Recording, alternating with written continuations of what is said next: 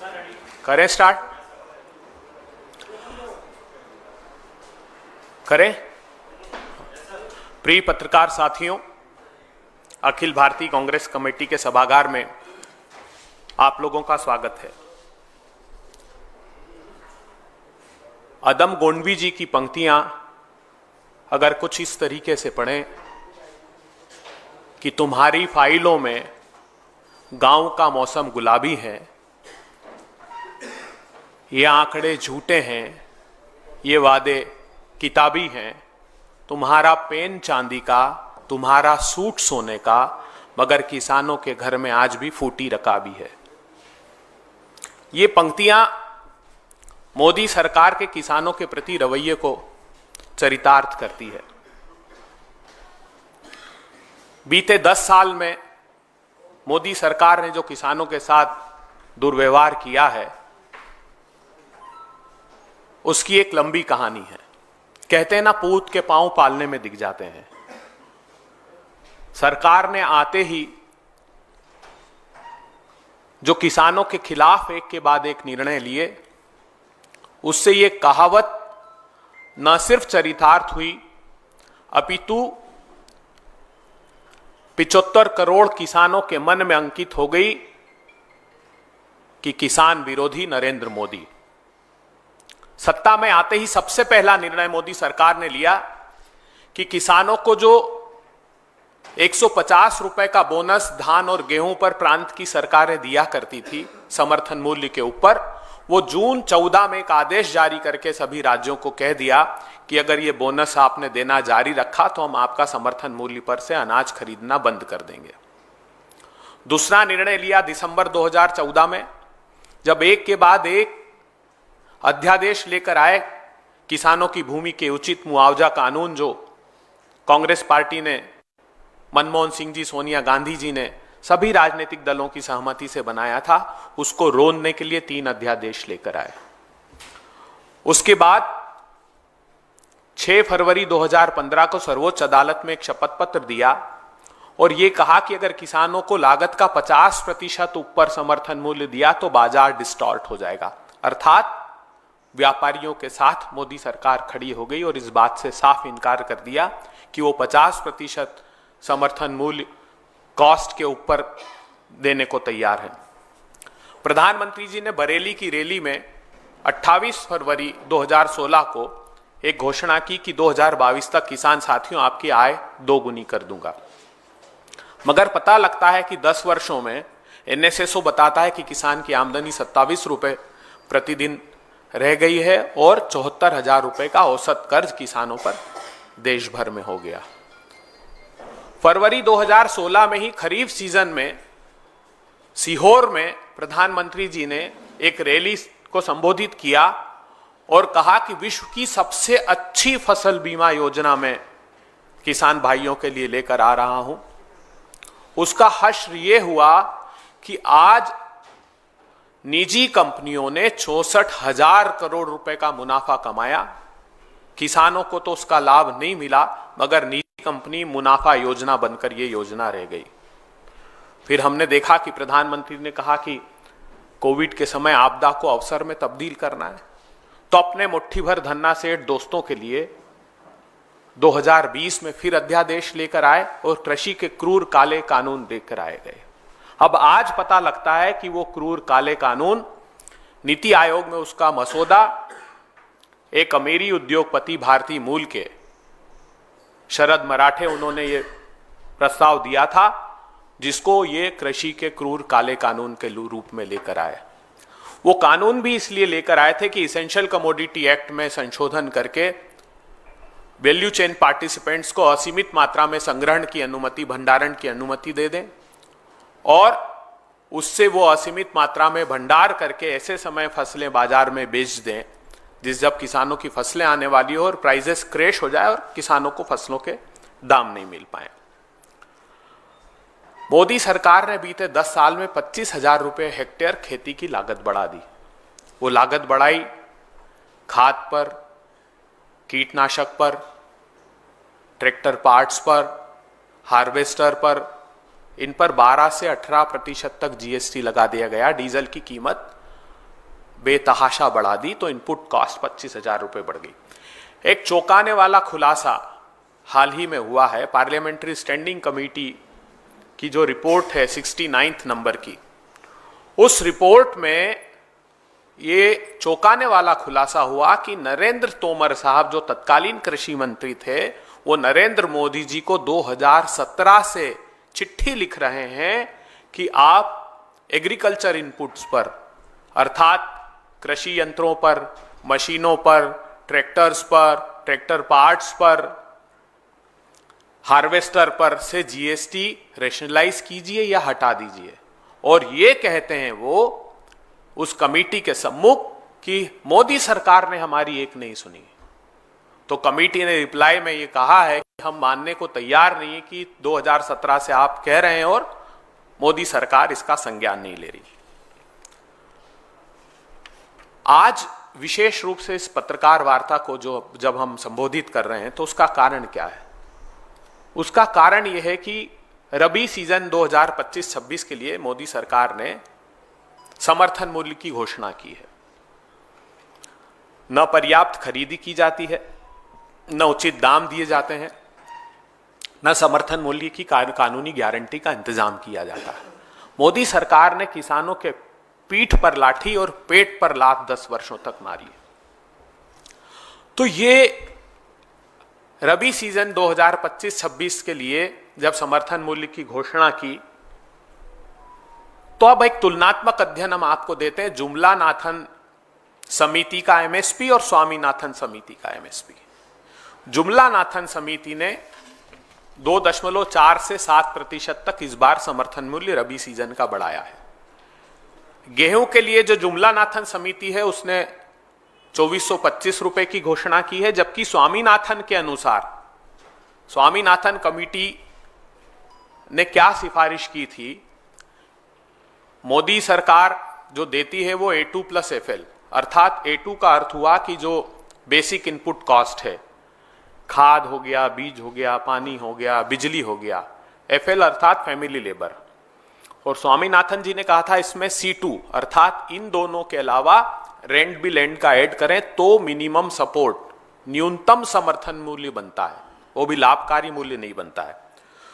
तो गेहूं पर 2425 जुमला नाथन समिति की सिफारिश है जो स्वीकार की कैबिनेट ने, और स्वामीनाथन 2580 रुपए, जो का 1980 रुपए इन्होंने घोषित किया है। स्वामीनाथन के अनुसार वो 2605 रुपए होता है। चना का 5650 है और स्वामीनाथन का 6993 रुपए। अर्थात सरसों हो, मसूर हो, कुसुम हो, जो चना, सब में जमीन और आसमान का अंतर है इन दोनों की कॉस्ट में।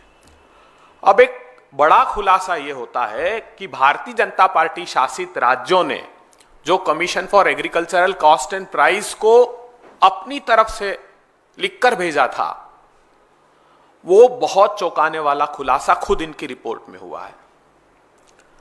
महाराष्ट्र ने गेहूं के लिए यह कहा था जुमला नाथन की सरकार को कि आप हमको गेहूं का समर्थन मूल्य 4461 रुपये, गौर से सुनिएगा, 4461 रुपये दीजिए।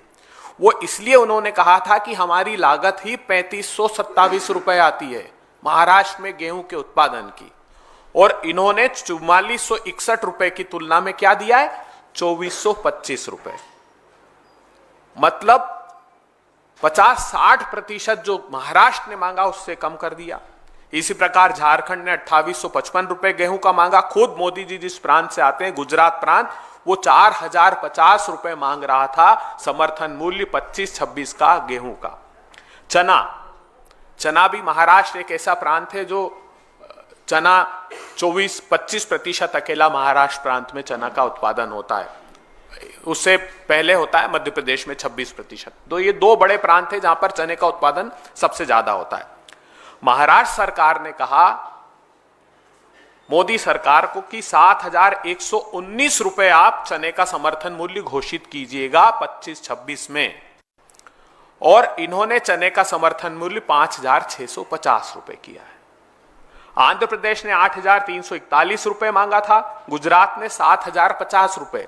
अर्थात जो भाजपा शासित प्रांत थे उन्होंने भी चने के जो समर्थन मूल्य के लिए अपनी तरफ से सुझाव भेजे थे, सिफारिश की थी, वो इन लोगों की घोषणा से बहुत बड़ा अंतर उसमें है। मसूर के लिए बिहार और मध्य प्रदेश ने 7,298 रुपए और 6,825 रुपए मांगा था, इन्होंने सिर्फ 6,700 रुपए घोषित किए हैं। सरसों के लिए बिहार ने 7,298 और असम ने 6,215 रुपए मांगा था, इन्होंने सिर्फ 5,950 रुपए घोषित किए हैं। इसका अर्थ यह हुआ कि जो 2014 के पहले मोदी जी भाषण देते थे कि क्या बंद कमरे में समर्थन मूल्य तय होना चाहिए क्या भाइयों, बताइए, तो ये एक सिर्फ जुमला साबित हुआ किसानों के साथ कुठाराघात का। अब बात आती है कि समर्थन मूल्य की रस्म अदायगी सुर्खियां बटोरने के लिए करते हैं। आप लोग खबरों में बड़ी बड़ी खबरें छाप दें कि मोदी जी ने कमाल कर दिया, देखिए कितना समर्थन मूल्य बढ़ा दिया, तो मैं आपके सामने वो भी डेटा लेकर आया हूं जो खरीद की जाती है, जो 22 कमोडिटी का सपोर्ट प्राइस डिक्लेयर की जाती है, सरकार खरीदती ही नहीं है। रबी सीजन के लिए 23-24 में जो खरीद की है, गेहूं का उत्पादन 1,129 लाख टन हुआ, सरकार ने खरीदा सिर्फ 262 लाख टन, अर्थात 23%। जो खरीदा है 0%, चना खरीदा है 0.37%, मसूर खरीदा है सिर्फ 14%, सरसों खरीदा है 9.19% और कुसुम खरीदा है 0%। क्योंकि केंद्र की सरकार, एक तो हम ऋणी है सोनिया गांधी जी के लिए कि जिन्होंने 80% देश की जनता को भोजन का अधिकार दिया, तो पीडीएस के डिस्ट्रीब्यूशन के लिए आपको आवश्यकता होती गेहूं और धान की, वो प्रिक्योर किया जाता है और कंटेंजेंसी के लिए किया जाता है।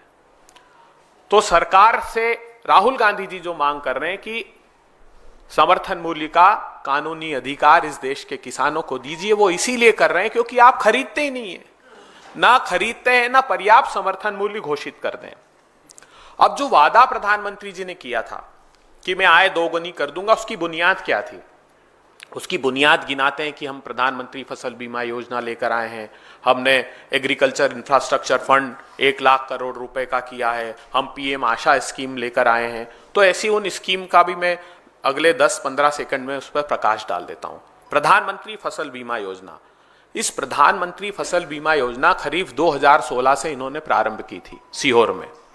उसका सच यह है कि आज तक उसमें 64,000 करोड़ रुपए निजी कंपनियों ने शुद्ध मुनाफा कमाया है। अगर यही काम हमारी सरकारी एग्रीकल्चर इंश्योरेंस कंपनी करती, उसके पास होता, तो ये जो मुनाफा है इसकी अपेक्षा वो किसानों के हक और अधिकार के लिए बांट दिया जाता। प्रधानमंत्री जी ने बड़े बड़े बातें की कि हमने एग्रीकल्चर बजट को इतना बढ़ा दिया है। 2021 में जो 4.47% एग्रीकल्चर टोटल बजट का हुआ करता था, वो सिर्फ 2.74% इस बार के बजट में रह गया है। इतना ही नहीं, पिछले 5 साल में एग्रीकल्चर स्टैंडिंग कमेटी ने यह बताया है कि 1 लाख करोड़ रुपया मोदी सरकार ने बीते 5 सालों में सरेंडर कर दिया है, किसानों के हित के लिए खर्च ही नहीं किया। कुसुम योजना, प्रधानमंत्री जी ने बड़ी लंबी चौड़े भाषण दिए थे 2019 में। उन्होंने कहा किसान ऊर्जा सुरक्षा एवं उत्थान महाअभियान, एक बड़ा सा नाम दिया कुसुम। कुसुम के नाम पर किसानों की राह में कांटे बो दिए गए। ये कहा 10,000 मेगावाट का खेतों में हम रिन्यूएबल एनर्जी के प्लांट स्थापित करेंगे ताकि किसानों की जो इनपुट कॉस्ट है, जो बिजली का खर्च आता है, उसमें राहत मिल पाए। उसकी सच्चाई यह है कि 2019 से जो 10,000 मेगावाट का इंस्टॉल करना था, वो सिर्फ 256 मेगावाट की क्षमता अब तक स्थापित की है, 2.5%।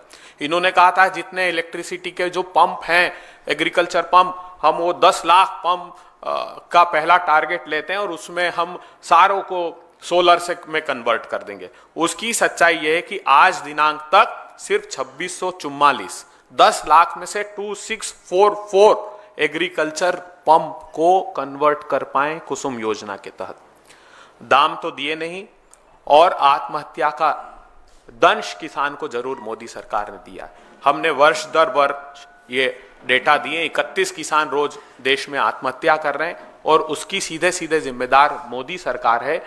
1 लाख करोड़ रुपए के एग्रीकल्चर इंफ्रास्ट्रक्चर फंड का जो ढिंडोरा पीटा था, वो लोन की योजना थी। वो कोई सरकार ऐसा नहीं था कि 1 लाख करोड़ रुपए खुद अपनी तरफ से लगा रही थी। उसकी सच्चाई ये है कि जो 15 मई 2020 की घोषणा थी उससे लेकर आज तक सिर्फ 32,000 करोड़ रुपए के लोन दिए गए हैं उस 1 लाख करोड़ रुपए में से। और आखिरी और एक बहुत चौंकाने वाला खुलासा है कि सोयाबीन महाराष्ट्र में बहुत बड़ा मुद्दा है। अभी मध्य प्रदेश और महाराष्ट्र दो प्रांत ऐसे हैं जो सबसे अधिक 90% के लगभग सोयाबीन का उत्पादन करते हैं देश में। सोयाबीन के फसलों के दाम जो समर्थन मूल्य घोषित करती सरकार वो 4892 रुपए 4892 रुपीज पर क्विंटल अनाउंस किए थे इन्होंने। खरीदते तो है नहीं। अब जब क्राइसिस हो गए, सोयाबीन कम दाम में बाजार में बिकने लगा, तो देश के कृषि मंत्री, आपने सुना होगा, संसद के बाहर जब आए और आप मीडिया साथियों ने उनसे प्रश्न किया तो उन्होंने कहा कि मैं मानता हूं कि सोयाबीन अंडर प्राइस समर्थन मूल्य से कम में बिक रहा है और मैं समर्थन मूल्य पर खरीद करने की घोषणा करता हूं। तो आशा एक अम्ब्रेला स्कीम सरकार की है जिसमें दो तरीके से समर्थन मूल्य पर खरीदी की जाती है। एक है प्राइस डिफरेंस पेमेंट स्कीम, पीडीपीएस, अर्थात जब भी बाजार में समर्थन मूल्य से कम में फसलें बिकेगी तो सरकार उसका कॉग्निसेंस लेगी, राज्य सरकारें अपनी तरफ से सिफारिश करेगी और केंद्र सरकार उस समर्थन मूल्य से कम में बिक रही फसलों का सीधा पैसा किसान के खाते में डाल देंगे। एक है प्राइस सपोर्ट स्कीम, अर्थात समर्थन मूल्य पर खरीदी कर लेंगे उन फसलों की। अब सोयाबीन के लिए चौंकाने वाला खुलासा यह है कि 4892 रुपए का सपोर्ट प्राइस है और महाराष्ट्र की सरकार जो मुखोटा लगाकर महाराष्ट्र में बैठी है उसने खुद 6039 रुपए उसकी इनपुट कॉस्ट बताई है सीएसीपी को। उन्होंने कहा कि सोयाबीन उत्पादन की जो लागत है वो 6039 रुपए आती है हमको, और इन्होंने समर्थन मूल्य क्या घोषित किया था, 4892। मैं देश के कृषि मंत्री जी को यह आग्रह करता हूं कि जिस क्षण आपने सदन के बाहर खड़े होकर यह घोषणा की कि अंडर प्राइस बिक रहा है, आपने 25 अक्टूबर से उसके समर्थन मूल्य पर खरीद की घोषणा की है, लेकिन महाराष्ट्र और मध्य प्रदेश में आज किसान 3000 से लेकर 4000 रुपए में बेचने को मजबूर है, क्योंकि जब 86% small and marginal farmer Hindustan में है, जब उनकी फसलें आती है तो उनकी क्षमता नहीं होती कि वो खेत से घर ले जाएं, क्योंकि उनकी कॉस्ट बढ़ जाती है, तो सीधा मंडी में लेकर आते हैं। और 25 अक्टूबर के पहले जो भी फसलें आ रही है, आपकी इस घोषणा से पीडीपीएस स्कीम अपने आप अट्रैक्ट हो जाती है। इसका अर्थ है कि जो किसान बेच चुके हैं उनकी प्राइस डिफरेंस का पैसा आप उनके खातों में डालिए और 25 अक्टूबर से जब करेंगे तो समर्थन मूल्य का आप उस पर उनसे खरीद कीजिएगा। इसमें भी लिमिट इनकी लगा दी है 40%। इस स्कीम में 40% और 25% की जो सीलिंग है उसको हटानी चाहिए। तो 2-3 साफ स्पष्ट मांगे राहुल गांधी जी ने कहा है कि समर्थन मूल्य का कानूनी अधिकार, कानूनी गारंटी किसानों को मिलनी चाहिए, वो आप तुरंत दीजिए। महाराष्ट्र के किसानों को, मध्य प्रदेश के सोयाबीन के किसानों को उनकी फसलें कम से कम 6000 रुपए में प्रिक्योर कीजिए, और जब जिन किसानों ने अपनी फसलों को बेच दिया है उनके खातों में आप वो डिफरेंस जो सपोर्ट प्राइस का है उसको अगर आप 6000 रुपए निर्धारित करते हैं तो बची हुई राशि उन किसान भाइयों के खाते में डालने की हम गुजारिश करते हैं। और ये जो रस्म अदायगी है समर्थन मूल्य घोषित करने की, इस पर पुनः विचार कीजिए प्रधानमंत्री जी। ये बंद कमरों में, और खुद सीएसीपी, ये गंभीर बात मैं बता रहा हूं, रबी सीजन 2021 की रिपोर्ट में तो खुद commission for agricultural cost and price ने लिख दिया कि सरकार भी जो फसल खरीदती है वो ऐसे समय बाजार में बेच देती है जब किसानों की फसलें आने वाली होती है और प्राइसेस क्रैश हो जाते हैं। तो खेती किसानी को बचाने के लिए राहुल गांधी जी, खड़गे साहब एक निर्णायक लड़ाई लड़ रहे हैं। हम अपनी प्रतिबद्धता प्रदर्शित करते हैं कि किसानों के लिए हर लड़ाई सदन से सड़क तक हम लड़ेंगे। इसी संदर्भित विषय पर कोई आपके प्रश्न हो तो मैं।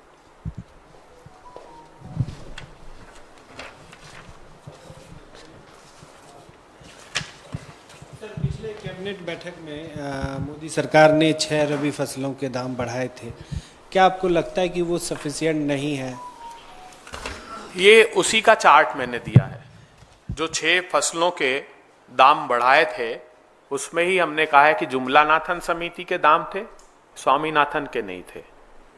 तो स्वामीनाथन समिति जो सिफारिश की थी वो था, ये बात आज क्यों कह रहे हैं हम, ये बात आज इसलिए करनी पड़ रही है कि बीते 10 साल में इनपुट कॉस्ट बेतहाशा बढ़ गई है। खेती की लागत 25,000 रुपए हेक्टेयर बढ़ गई है।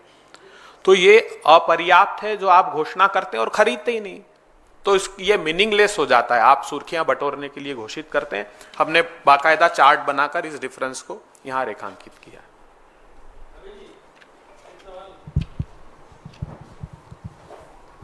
अभी जी हम देख रहे हैं कि किसानों के मुद्दों को तो लगातार उठा रही है आपकी पार्टी, लेकिन किसान प्रदेश हरियाणा की अगर बात करें तो वहाँ पर नतीजे जो आए हैं उलट आए हैं। क्या आपकी आवाज़ नहीं सुनी जा रही है ज़मीन पर? जो आप मुद्दे उठा रहे हैं वो ज़मीन तक नहीं जा रही हैं? देखिए, ये सुमन जी की बड़ी अच्छी पंक्तियां हैं, ना हार में ना जीत में किंचित नहीं भयभीत में, अपने हृदय की वेदना में व्यर्थ त्यागूंगा नहीं, कर्तव्य पथ से भागूंगा नहीं। हम हर संभव कोशिश कर रहे हैं। हमने मुखरता से इस मंच से हरियाणा के संदर्भ में बात की थी कि कैसे मैनिपुलेशन हुआ, 99% बैटरियां बाकी थी उनकी काउंटिंग में, तो वो एक मुद्दा है जिसकी हम लड़ाई लड़ रहे हैं। लेकिन इसको इस दृष्टिकोण से नहीं देखना चाहिए कि किसान भाई नहीं सुन रहे हैं। हम किसानों की आवाज मुखरता से देश भर में उठा रहे हैं, उसको चुनाव परिणाम से सीधे जोड़कर देखने की आवश्यकता नहीं है। ये हमारे लिए राजनीति का मुद्दा नहीं, राहुल गांधी जी के लिए ये किसानों के न्याय की लड़ाई है जो हम लड़ते रहेंगे, परिणामों से इतर।